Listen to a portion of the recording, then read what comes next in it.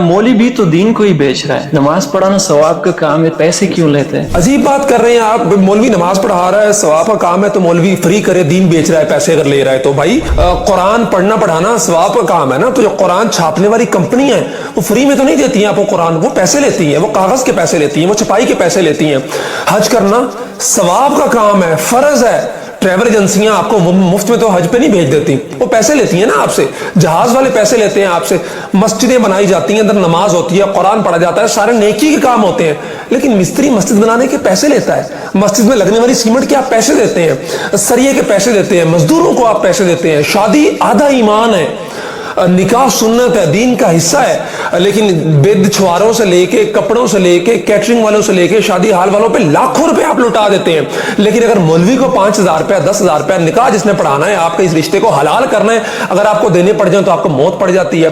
अजीब बात कर रहे हैं आप। मौलवी हमारी नजरियाती सरहदों का मुहाफिज है, हमारे ईमान की फिक्र कर रहा है, हमारे दीन की फिक्र कर रहा है, तो उसका जो टाइम वो दे रहा है दीन के लिए, मस्जिद के लिए, पाबंद होकर बैठा है आपकी नमाज पढ़ाने के लिए, जनाजे पढ़ाने के लिए, आपके साथ दीनी मामलात की तरफ ताउन करने के लिए, तो उसका नफा पूरा करना भी आपकी जिम्मेदारी है। 15-20 साल मौलवी बेचारे को हो गए, 15,000 20,000 रुपये तनख्वाह पे जो है ना वो नमाजें पढ़ाते हुए, आपकी दीनी जरूरियात का ख्याल करते हुए, अगर उस बेचारे ने तंग आके महंगाई के हाथों कह दिया आपको कि यार कुछ तनख्वाह बढ़ा दे, तो फौरन आपके मुंह पे आ जाता है कि जनाब ये दीन को बेच रहा है। अजीब बात है, बाकी किसी को नहीं आप कहते हैं। तो इस रविश को बदलना होगा।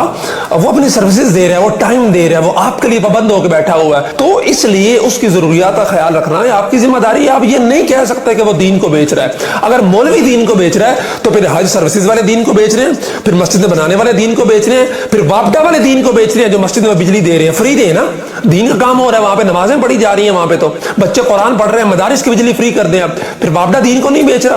फिर ये शादियों वाले, कैटरिंग वाले, शादी हॉलों वाले और दीगर साजो सामान तैयार करने वाले दीन को नहीं बेच रहे हैं। एतराज सिर्फ मौलवी पे इसलिए है कि मौलवी कमजोर है।